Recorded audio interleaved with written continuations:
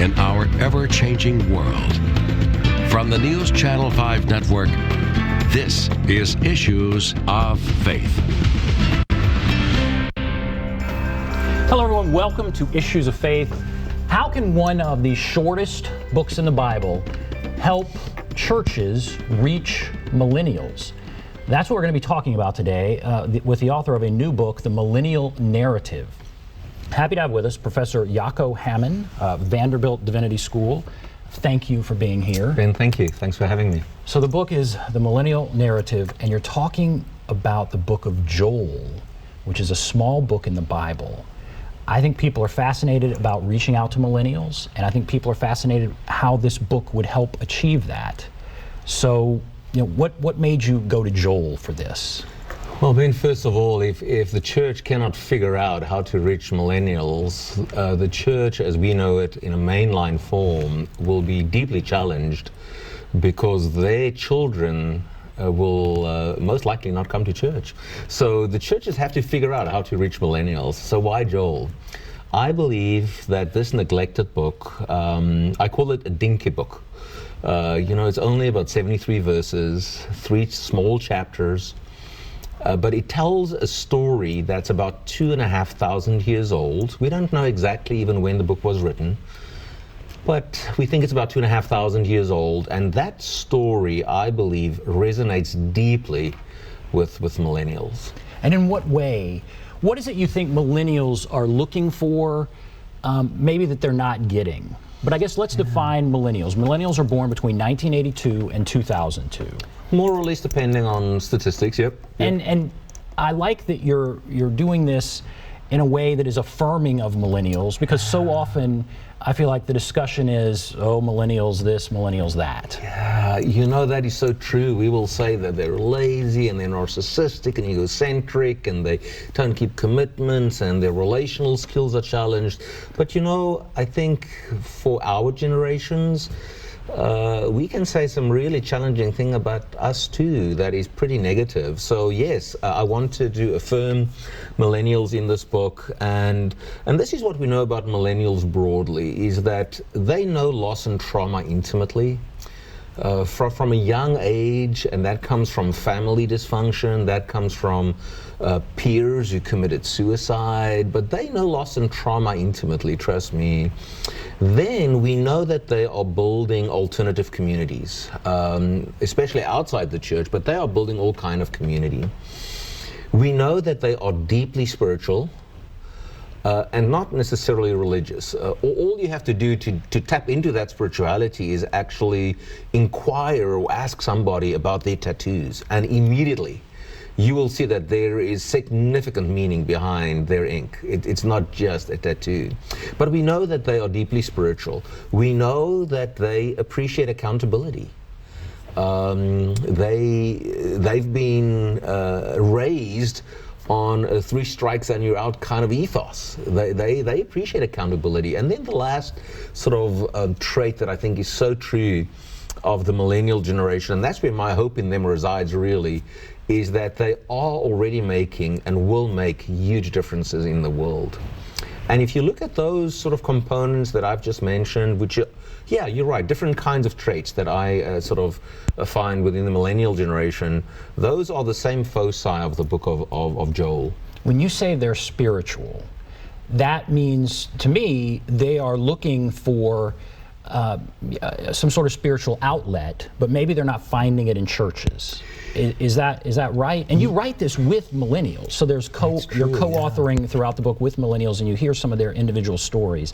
Is that kind of what you found? That's what I found. I think when I say that they are spiritual, first of all, they nurture their spirituality, but they nurture it in ways that the church traditionally doesn't quite know what to do with that. For instance, yoga.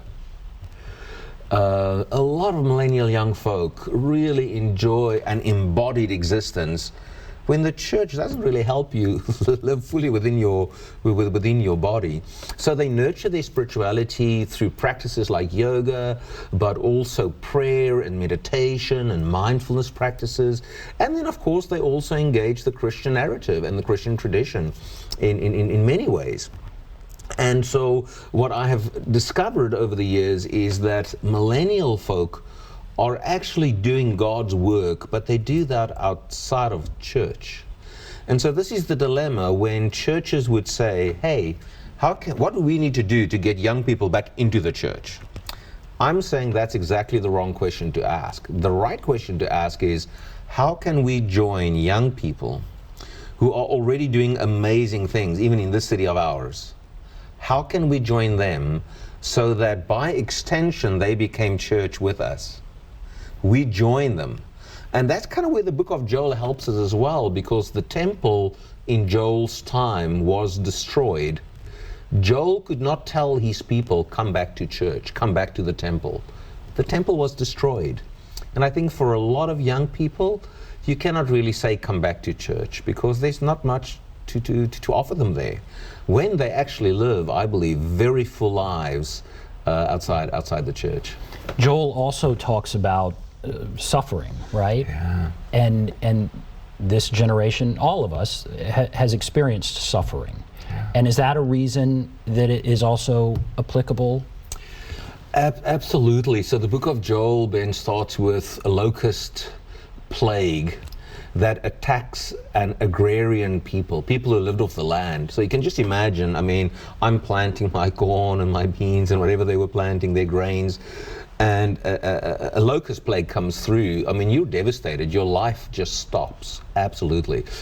But the book of Joel is so nuanced. Even though the English translations will say there's the hopping locust and the cutting locust and the swarming locust, in the Hebrew text, it's actually two kinds of caterpillars. It's the slow-moving crisis that you can see coming over the horizon, but it will get to you, and there's nothing you can do to stop it. And then there's two other kinds of locusts, and they are locusts. They are fast-moving. We know that they can travel up to 100 miles a day.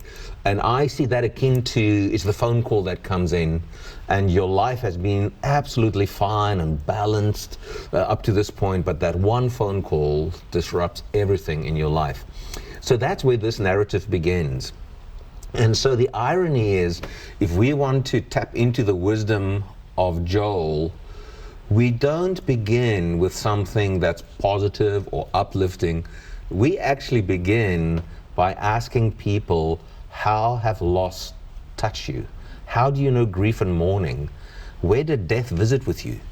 And that's the entrance, I believe, into this generation's life.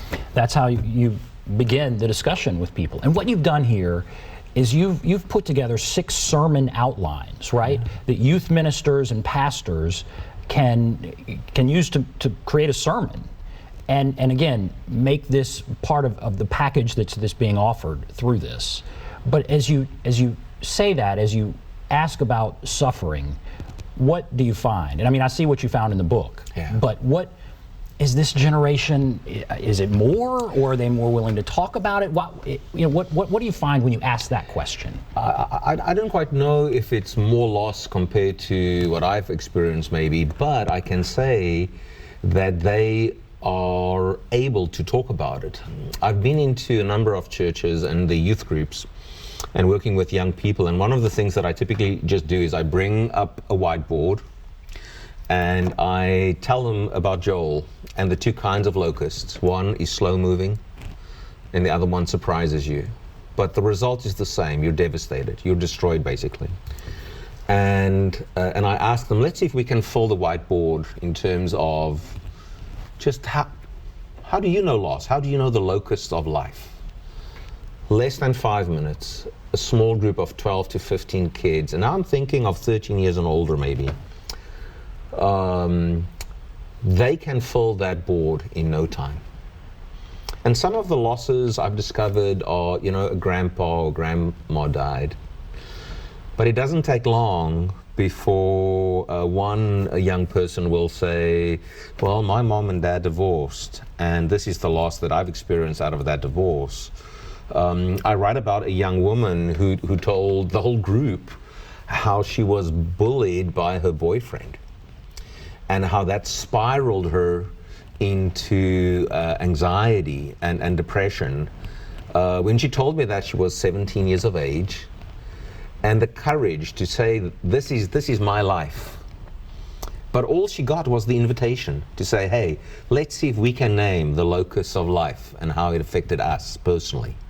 So I think the younger generation readily, they are so eager to talk about this because it's such a burden to carry, isn't it?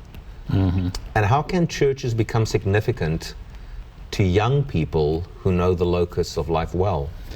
And as you talked with young people, as you wrote this, and as you've gone to churches talking, you say they're already doing remarkable things in the world. They're already spiritual. What you talked about how they were spiritual. What are some of the things that they are doing, that you're finding, that matter deeply? Absolutely. I'm thinking of Keller, one of my co-authors, who is one of the most playful people I know. And she has a passion for the marginalized. So right here on our waterfront, there are ping pong tables. And she would go out and encourage transient homeless folk to play ping pong with her. And in no time, a very deep relationship is formed because she comes back day after day to play ping pong with folk who are pretty marginalized in our society. I think of Jules, a beautiful young man from Haiti. This is his ministry. He will ask 3 or 4 friends to say, hey, you give me your favorite appetizer recipe and your salad and your main entree and maybe a dessert. And then they send him in all these recipes. He goes out, he buys all the food to prepare a meal, from an appetizer all the way to dessert. And then on a Saturday afternoon, Sunday afternoon, he invites all these folk in, and they are now preparing this meal. But he will ask you, where did you get this recipe? Who did you eat it with? What are your memories attached to it? I mean, in a sense, and then of course they have this feast at the end of the evening. Isn't that kind of a communion meal that they're doing? And I'm thinking, why is there no church that would support Jules in his ministry to say, hey, we love what you do with young people, building community, fostering relationship, doing table fellowship. We want to support you in your grocery bill. And when you would ask those young people, sometimes, maybe not those particular ones, what church do you go to? Or are you interested in going to church? What would you hear?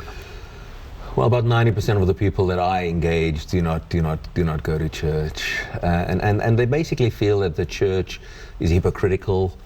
They are either gay or lesbian or transgendered themselves, or they have friends who would be persons who are not heterosexual, and they look at the church, and the church doesn't love their friends. Their friends are not welcome in the church, and they're just saying, you know, if my friend is not good enough for you, I don't want to be a part of it. A friend told me just recently, in this past week actually, of his daughter who came to him and said, you know, a certain restaurant, we don't want to go to a certain restaurant anymore because she heard things about that restaurant and just said, that's not my values. My values are not in that restaurant.